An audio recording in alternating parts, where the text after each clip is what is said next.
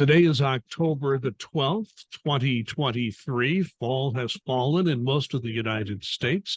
Welcome to the Chapter 49 podcast. My name is Larry Lannan. I'm a volunteer dealing with all sorts of communications duties here at Chapter 49. NTEU Chapter 49 represents most IRS employees in the state of Indiana. I'm a retiree, and that's, I guess, why I have time to do all these things. A man who may not have time to do these things, but makes time for it anyway. Duncan Giles, our chapter president. Welcome back, Duncan. Thanks, Larry. It's always good to be here. And I just have to say one thing to start off. We're in baseball playoff time, and I'm a Cincinnati Reds fan. I mean, the last season, Reds lost over 100 games, one of the worst seasons in its history. The Reds were the first professional baseball team, so that goes back a ways. So you're a Los Angeles Dodger fan, and what happened to the Dodgers? As my amazing wife of 2 months, Kim, was driving me in today, I said, the first thing Larry's going to do is dig me about the Dodgers, and by golly, it's well-deserved. I've got to be able to take it. When your hitting stops and your pitching goes awry, that's not a good combination to have in a 5-game series, or in this case, a 3 freaking game sweep. Yeah, I watched the game last night. I could stay. You have to get up early. I was able to stay up and watch it last night as a retired guy, and man, it's just like boom, boom. They have 4 home runs in 1 inning. Somebody went back and said that's the first time that's happened in all of baseball postseason history, going back to the beginning of the World Series. I mean, so the Dodgers, it's really sad. I feel for people who are fans of the Dodgers, because they just had a total breakdown. Now, my Reds barely missed the playoffs, and that was an improvement over the previous year. But the Dodgers had this great regular season, so I'm just really wondering how these teams in Major League Baseball have these great regular seasons, and then they start to struggle in the playoffs. But anyway, this is not a sports podcast, but I had to give Duncan a little dig on that one. We every now and then, Duncan, we do get breaking news. We are recording this in the morning of October 13th, mid-morning, and an announcement came out just in the last hour before we record this. The Social Security Administration has announced the cost of living adjustment, the COLA, for Social Security for next year, beginning in January of 24, 3.2%. Of course, many of the retirees now under FERS get Social Security, so that's important to them. I'm under the old CSRS system, and so we will, as those retirees, will get the full 3.2% COLA in 2024. But then we get into CSRS, not just that, but we get into the FERS. CSRS is pretty clear. FERS, because it's more than a 2% COLA, they take a 1% haircut. So the FERS part of your retirement, if you're under FERS, will increase by 2.2%, 1 full percentage point below the CSRS and Social Security COLA. Should be noted that NTEU has been before Congress time and time again advocating for the Equal COLA Act to bring FERS back into compliance with the rest of the retirement system, for the most part, in government. So it's sad that FERS people will have to suffer from this. I guess it's good news in the sense that overall inflation is down, and the 3.2% is actually a little higher than some of the experts expected. But I guess it's important information for retirees like me. Absolutely, and you're right. NTU nationally has gone onto the Hill and tried to rectify this, and we continue to do so. And there are a couple of folks in Congress who want to, sponsor bills, as they have tried in the past, to be able to equalize this, so there won't be any chained COLA for FERS retirees, as that's called. So it would be the same as it is for CSRS retirees or Social Security retirees. Everybody would get the same amount. So we're working on that. It would be nice, but it's going to be a push, as it has been since they instituted this. When this whole FERS thing was negotiated way back in the 1980s, what they described this whole FERS thing, this called cost of living adjustment, they called it the diet COLA. And I think that was probably accurate. It's a diet cola for these FERS people. So just understand, if you're under FERS and you're retired and you watch or listen to this podcast, NT is very aware of the inequity and is working hard to fix it, and with other people who are like-minded. But we just haven't had much success. We will not stop. We will continue until this equity is taken care of. Okay, Duncan, let's talk about the budget. But before we can talk about the budget, we do need to talk about another issue: government function and dysfunction. And when I say dysfunction, we're talking about this whole situation in the House of Representatives, unable to govern itself, unable to elect a speaker. And this is really goes all the way back to the election that happened most recent federal election last year, because the Republican Party, with being out of power in the White House, what normally happens, there are a few exceptions in history. If a president is elected as a Democrat, and the next off-year election 2 years from then, normally the other party will get a big lift out of that. So in this case, the Republicans thought we were going to have a red wave last year, and they were going to take over Congress. Well, guess what? The Senate is still barely controlled by Democrats, and the House is very close. The Republicans do have a majority, but it's a very narrow one. And what that has created is a huge schism in the Republican Party. And as an old political scientist myself, I look at this as total dysfunction. There seems to be an incentive for people when we have these districts that are drawn for one party or the other, and there are very few competitive districts between Democrats and Republicans in the Congress, that everybody seems to go to their radical left or right. And what happens is nobody seems to have an incentive to govern. And that's the issue I see is before us. It could happen in either party. It just happens to be the Republican Party at the moment. So before we can talk about the budget, Duncan, I mean, we have to talk about Speaker of the House. Now, you never know when people are going to watch and listen to this podcast. And by the time you watch or listen to it, I'm hoping the whole thing will be cleared up. But as we talk now on the morning of October 13th, everybody thought it was all going to be settled yesterday. And now it seems to be in more how should I put it? There seems more disunity. There doesn't seem to be any coming together who the speaker is going to be.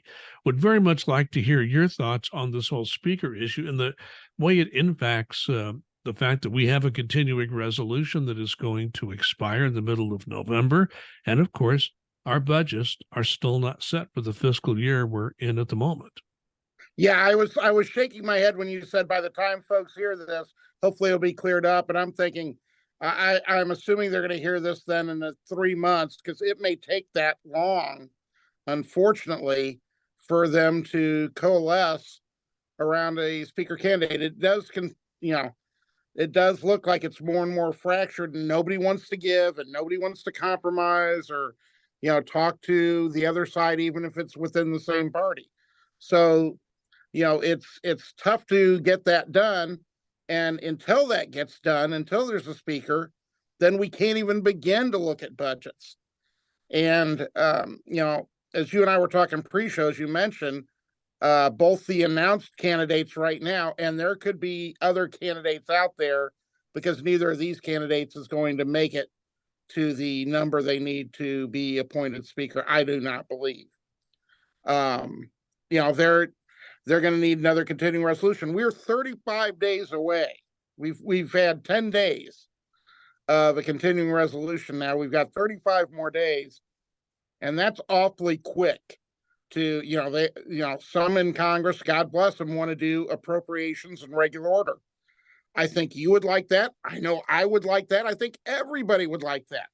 But they've got to get their act together first. And I'm talking about everybody in Congress getting their act together to be able to do that. So it makes it extremely tough, because there are a lot in certain parties that want to really cut many programs, including funding for the IRS.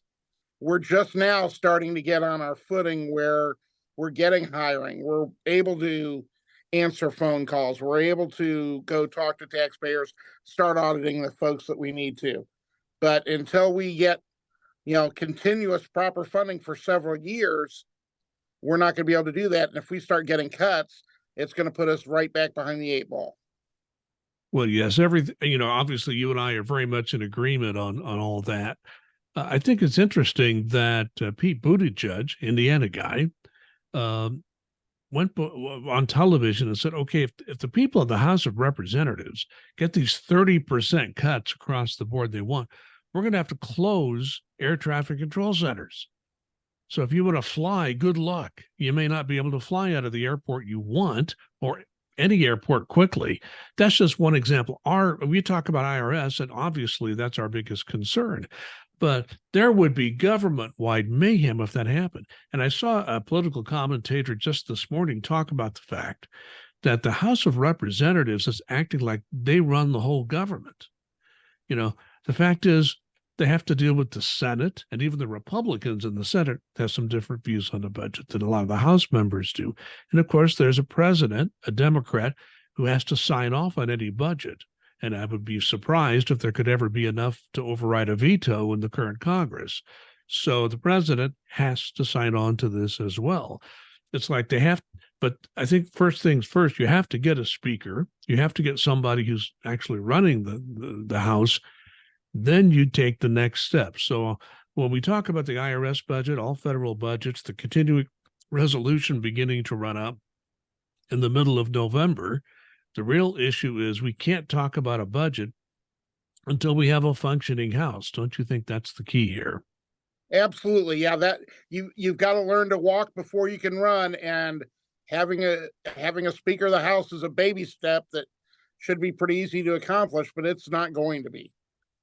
Now, let's talk about this as it impacts a couple of other things. You talked about the COLA for next year. We know what the raise is going to be for retirees. We just talked about that. But the president has proposed a 5.2% average increase in federal pay for those still working in 2024. That would be a calendar year 24. The fact is, this dysfunction impacts that. Nobody in Congress, and including the Republican Party, has come up with another number. So until they do, or unless they do, that raise figure will stand. We'll wait and see. Time will tell. A lot has to happen before we know that. But Duncan, it doesn't just impact the pay raise or put the amount into question. We're coming up on awards season. What impact does this congressional impact have on our awards program at IRS? Yeah, when you're talking about the pay raise, 4.7% and then 0.5% locality pay. Until Congress starts passing bills and that's mentioned in it, we're not going to be seeing that. With awards right now, traditionally they had come out, several years ago within the last quarter of the fiscal year. And then the IRS said, well, we're always going to need extra time to get everything together, to get the money together. So, they're usually paid out now somewhere in late November or between Thanksgiving and Christmas. We don't know if that's going to be the case this year. We're thinking the money's still there. I'm assuming the money is still there because it should have been appropriated from 23 funds, but we just don't know that. We have no idea for sure. I think the IRS is just like every other federal agency right now, they're in a crunch money-wise, and they may want to try and use those funds in the short term for operations rather than, putting them out in awards. So could the awards be delayed? Absolutely. We just don't know for sure. And I can tell you that National NTU is looking for those answers. So we're asking the questions at the national level, and we're not getting answers from the management for the reasons you're saying. There's so much uncertainty about their own ability to run the agency in this continuing resolution time that that's the hang-up, correct? That is the hang up. And, it's one of the things like everything is impacted. When we had the almost shutdown, there were a lot of folks who were going to be furloughed. And I think that if the government does shut down, in that mid-November date, I think the numbers for shutting down will be even greater until the start of the new year, when they're going to want people on the phones. I think it's going to be, even greater numbers. So all of this stuff is interwoven together, and we need to make sure that we get a speaker, we get a budget, and a budget that's reasonable for us and for every other governmental agency, because Secretary Buttigieg is exactly right. You're going to have canceled flights. You're going to have all sorts of things if they do these draconian cuts, like many in Congress are hoping to do. So we are watching this very carefully. This whole government dysfunction we're seeing in the House has had an impact on the budget, which should have already started this year, but of course has not. We have a continuing resolution for the moment, impacts our awards program, impacts the amount of pay raise we're going to receive in calendar year 24. NTU's on top of this. Again, we keep you up to date. I'll put a plug in for our Facebook page. Go to Facebook if you're on that. Just search under NTEU Chapter 49 Indiana. Feel free to like or follow our page.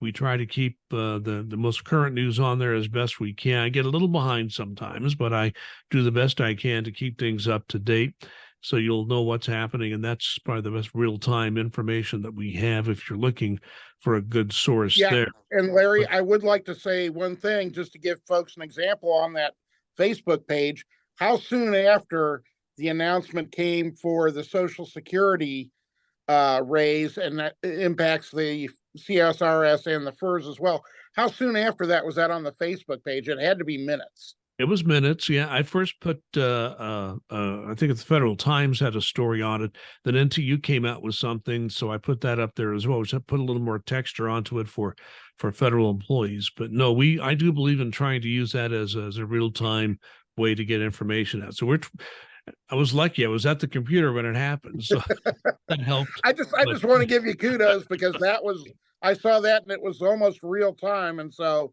yeah, folks, that is the place to get the up-to-date information, because as we get it, we want you to know there's no hidden agendas or anything like that. When we get the information, we want to share it with you, and that's our best and quickest way to do it. Well, let's move on to another issue. There's a term we've been hearing lately, Duncan. You've talked about it before: continuous vetting. That essentially means federal workers are going to be subjected to even more security background checks. Explain what this is about and what employees are going to face when this happens. Yeah, what's usually happened is you have an initial check when you're a federal employee. Depending upon your position and the needed security clearances, you could have more checks, or they could look into different things. What they're trying to go through now is what they're going to call continuous vetting. And that's where OPM is going to be looking at databases for certain positions, and eventually all positions in public trust, which is basically covering everything in the government, to check to see if there are anything that's going on that could impact you or the career or the information that you hold. Arrests is a big one, bankruptcies, things of that nature. So they're going to be doing this more and more, starting in FY24. Most IRS employees will not be impacted right away due to our security clearances are not super high, but that, from what they're saying, it will be coming. So just want folks to be aware of that. And this would be replacing those, every 5 years or 10 years, things that they do, that they take a look at. So what kind of what kind of burden will this put on the employee? My recollection of this, again, that was years ago when I had my last one, and that was while I was already working for the government, was pretty, it's pretty intensive. I had a lot of information I had to provide. How intrusive is this going to be? It should be. What they're trying to do is get away from the actual forms filling out and things of that nature. They want to do it more in the background. So, getting more information shared with them from other governmental agencies, law enforcement agencies, things of that nature, should run in the background, and they're hoping to catch more things that way than basically trying to target certain groups or individuals on a random basis, just as a spot check type thing. So how intrusive it might be, it may not be intrusive, but it sure as heck will be more emphasis on this, and will go potentially deeper than most employees expect. So, Duncan, that means you're going to have to behave from now on. Oh, that won't happen. By the time this happens, I'll be retired. So, I can continue to do my usual self, which is my wife and my daughter can tell you is not good. Well, yeah. Moving on, we have talked earlier about something, and this was a big publicity splash. IRS announced some time ago that there would be no unannounced field visits from ROs. There were some extreme exceptions to that, but as a routine sort of thing, ROs will not be going out unannounced to see these taxpayers. Well, lots of revenue officers have had questions that have been submitted to the NTU chapters and which have been forwarded up to the national office. So NTEU is asking these questions of the management that the ROs are asking. So first of all, give me an example of what sorts of questions have come up from the ROs on this unannounced visit policy, and what, if any, response has been received by the management on this? This is one of those things where it has every good intention. We're doing something for the security of revenue officers. They don't carry guns. They're doing, going up and knocking on doors. And, most folks should be expecting it, but act surprised or not real happy. So, okay, we're not going to have them go knock on doors. That, though, presents other issues and problems where you're coming into the office. Instead of going unannounced, we're going to have people come into the office, make appointments, come in there. What type of security does the office have? Are these taxpayers going to be going through metal detectors themselves? If it's not in a federal building, chances are they may not. What other security is at the building to make sure that, these taxpayers who are now having their first contact and are ready for the first contact instead of it being sort of a surprise to them, those types of things. And the IRS, from everything I've been hearing from our folks at National, we've been asking these questions, and they're very understanding of it. They know what the issues are. They're looking into them. They're working them to try and figure out what's the best way to do this. So it's one of the unintended consequences of good thoughts is what this amounts to. So there'll be more coming on this. So the management is committed. They will try to provide the answers to these questions, and they're working through that procedure, I'm sure. So what I'm getting from you is that these RO concerns are being heard by the management, and they're trying to factor that in as they try to come up with final regulations and procedures. Is that what I'm hearing? Exactly. At the highest levels of the IRS. The commissioner is very committed to employee safety, and so he's told the folks down below him to, make sure that we get this solved in the best way possible. On to another issue. We've talked about hoteling. Then again, we're not talking about staying in a hotel. We're talking about sharing desks, how often you have to share a desk. People telework, they come in. Do you have your own desk? Do you share a desk with somebody else or maybe several other people? That's really what hoteling is about. So the real question that has been coming up, and I'm sure you've been hearing this, are we moving to a place where in order to have your own desk, you have to come into the office every day and never telework? If you occasionally telework, can you keep your own desk?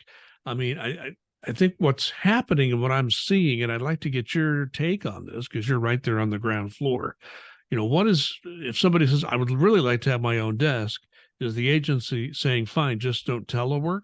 So where are we coming down on this, or do we have good answers to these questions? Yeah, right now it's sort of in between. Management is wanting to, reduce space with more folks teleworking. Understandable. So they want to have folks who are, doing teleworking the vast majority of the time, coming in twice a pay period. Okay, we're going to be looking at desk sharing for you. Now they've said that folks who aren't even teleworking as much, the reoccurring folks, we're going to be looking at doing it for you as well, and doing smaller spaces as well as desk sharing. Now, I've had conversations up and down the line. National's working this issue, and I've talked to management and executives up and down the line. And what really gets me is I understand the need to want to do this, but when there are available desks, when there are desks out there in a post of duty, why do you want to do hoteling right now? If as you have more employees, as you have more people coming in, and there's a necessity for it, I get it. But until there is, and until you give up this rental space, what's the issue? Why is this burning need? In other words, why do you want to have 4 people hoteling at a desk? Because they can go higher than 3 to 1. If you have 4 people in this desk, but you've got 3 other empty desks, well, we want to keep those empty. This just blows my mind. It makes no sense. And so far, been able to have very reasonable discussions with that, but management at the highest level really wants to push the hoteling option, even before they can do a release of rental space. But again, having been both a union official and a manager, I'm just guessing that these people at higher levels of the agency are saying, let's make sure we implement this policy now, to heck whether there's room or not. That seems to be what you're hearing from these people. So whether or not you may have a post of duty with lots of space, but the hoteling, they're going to demand hoteling just to begin the process, which is a rather interesting position to take. Yeah, I do a lot of what I call a German Shepherd look when they tell me this kind of thing. And that's basically just sitting there cocking my head like this and cocking my head like that at something you just don't understand. And, it's like, if they can show me the logic in doing it before it's needed, I'm absolutely all for listening to it, as I'm sure National is. But as of now, I haven't, and I'm sure National has not, National NTU has not heard a reasonable explanation of why it has to be done immediately if there are still open desks out there. Let me bring one more issue up before we move on to the end of the podcast, because every now and then we hear this clamor for pay reform. The latest came just a few days before we record this from someone called the federal employee pay agent. But the pay agent is kind of a key figure in implementing federal employee policy, particularly about pay. We've heard these arguments before, really for years, saying the general schedule is out of date. You can make that I guess you can make that comment, and yes, it would have some validity. It's not so much is the general schedule out of date, but what do you replace it with? I mean, that's always been the whole issue. NTEU has always been open to the, how should I put it, suggestion of pay reform. But Duncan, the real question is, what kind of pay reform are you talking about if you're trying to take money out of the pockets of federal employees? And some of these pay reform proposals you see in Congress would do that.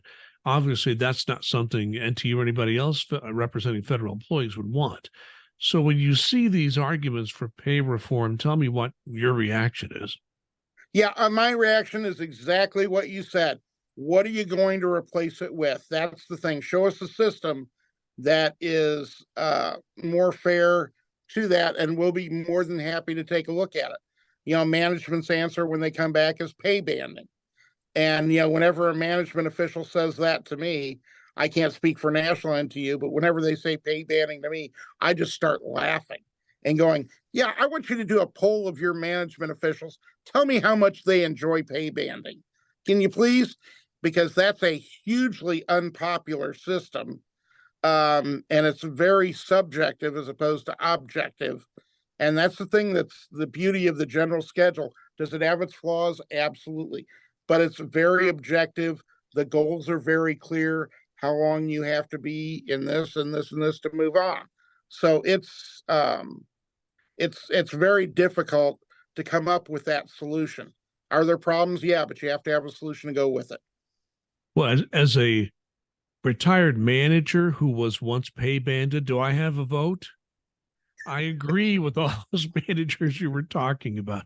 It's the worst system ever devised. It totally, as somebody who worked in field assistance, the frontline managers had territory managers above them, and if you had a fair territory manager, I had no problem. But if you haven't one that's not particularly fair, it's a nightmare. And so it is totally subjective, and that's why that system is not at all loved by the managers under it. So I would have to say I would vote in favor of not going to pay banding for or expanding it past the managers who are under it now, who would prefer to be under the general schedule, to be quite honest with you. Okay, Duncan, time for final comments. My final comment's going to be on what's going on over in the Middle East. I think it's just a horrible situation. I understand the plight of the folks in Gaza and the Palestinians, but what Hamas has done is absolutely inexcusable. And, my heart goes out to everyone that's been impacted by this, either directly or indirectly. Terrorist actions cannot be allowed to go unpunished. This is their 9/11, as they've so spoken about it, and it's understood. And when people say, "Well, we want to, we're place the blame and what happened and why did this happen?" Absolutely, that needs to be investigated. But right now, the actions of this terrorist group need to be stomped out. Duncan, I've known a lot of people who have lived in that part of the world. I've never visited the Middle East, but I'll tell you one thing: the people who are going to pay the price for all this conflict will be the civilian populations of Gaza and of Israel.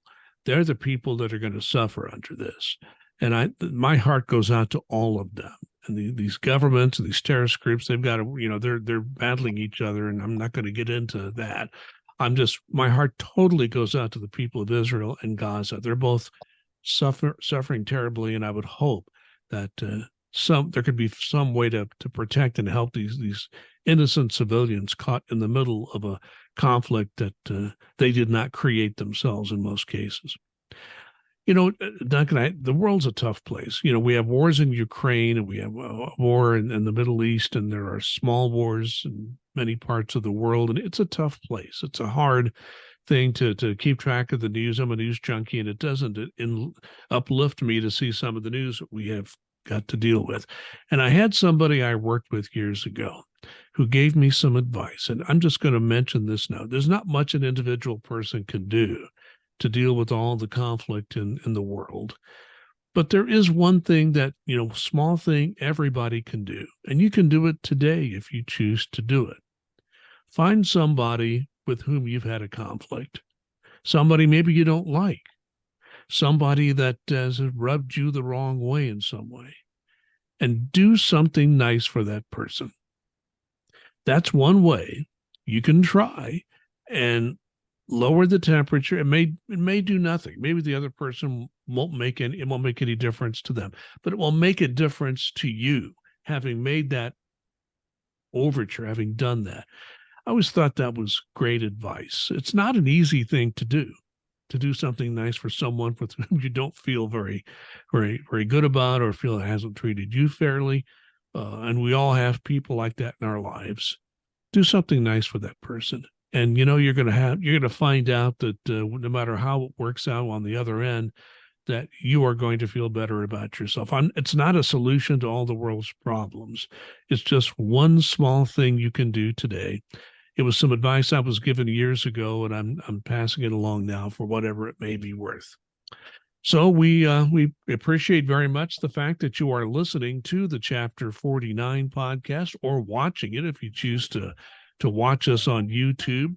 We try to make this a weekly podcast. Hey, we don't make it every week, but we do try our best to make this a weekly podcast. And I want to thank all of you for watching and listening, because our numbers show you're out there. And as long as you have an interest in watching or listening to this podcast, I'll take time out of my retirement time, and Duncan takes time out of his busy schedule most weeks to record this podcast. And we're fortunate that we've had people from National NTEU and some of Duncan's fellow chapter presidents as guests, and we'll have some in the future as well. But right now, we want to appreciate the fact that you're with us. Want you to and if you like the podcast, let people know, and kind of send out a link and let others know what's out there. In the meantime, we thank you again for watching and listening. Please be safe and be kind.